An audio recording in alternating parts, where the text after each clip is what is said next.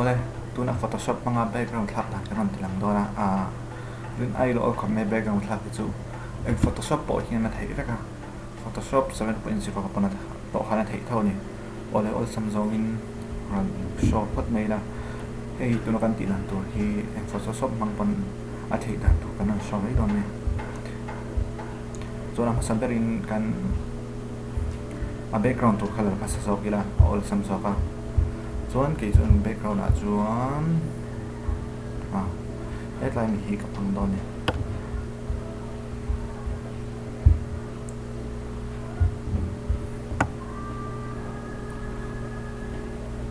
tu na ka background man hi mobile lang kan la ka ni a chuan image tu kha foreground ti tai la kami khan la le tai la a foreground a chuan ka thian pa thlak ka phang le mai do na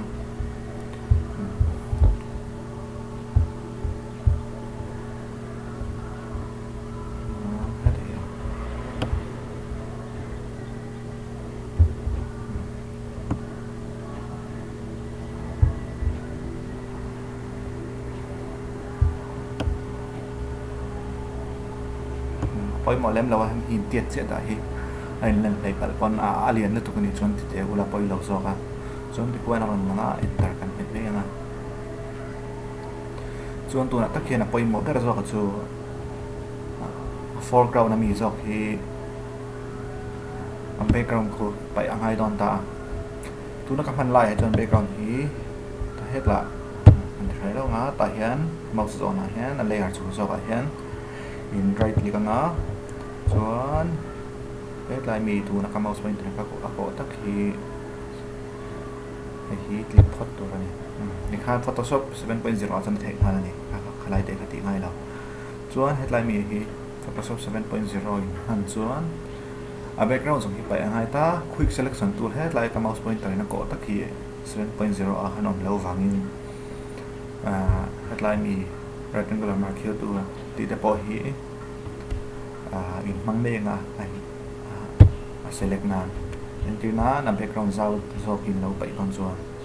in select ton ta ni in select nga delete in pet top me nga ti khana lang ka me ni chuan control plus d ka in select na ya masa ke chuan rectangular mark hi tu chuan a box song khu eraser in 7.0 a chuan in tere me nga ama ra chu ke chuan ma quick selection tool kan ei tho van quick selection tool le ka ang do na kan delete tu lai ho sang kha kan select don ni tu na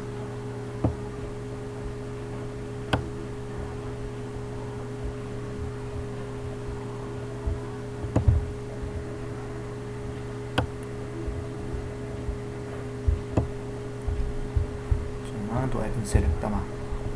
na select mai tu ne ha zo ti ha tu po so la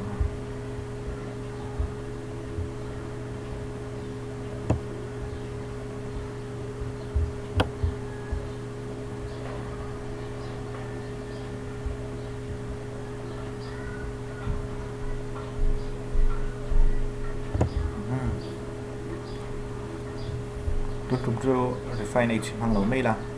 cần đầy lẩu rộng nan cái là chuan in hulu kan chuan refine này thế lại mình hình nằm đòn nhá hay boy hi cs4 chỉ nát thô ở này ở đây chuan delete kan beta quick selection tool nanti sawa chuan control lại đi ha kan bet le ha nanti select thì con đặt cái đòn chốt tọ mây này the end of the chuan he ta level sa hen click ula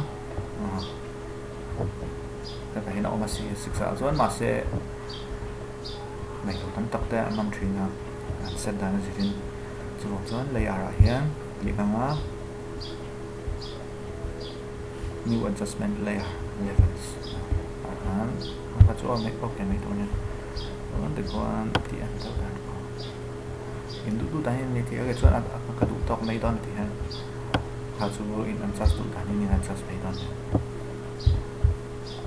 ส่วนที่การอินเซฟเทค่ะกับ background หลักฐานส่วนนี้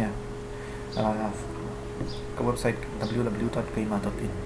ที่ได้ YouTube กับ channel วิลล์มากับที่เขาเสียสองแฟกต์ตัวนี้ค่ะแต่ตัวนี้เราเองนะส่วน Facebook กับวันวี .l .space ram ka ti ngai na kha po kha in lo check thayanga chuan ka group photoshop thlak edit na le tutorial ti kha group ko siam ve ko kha ta po kha in lo zui thau nia ko me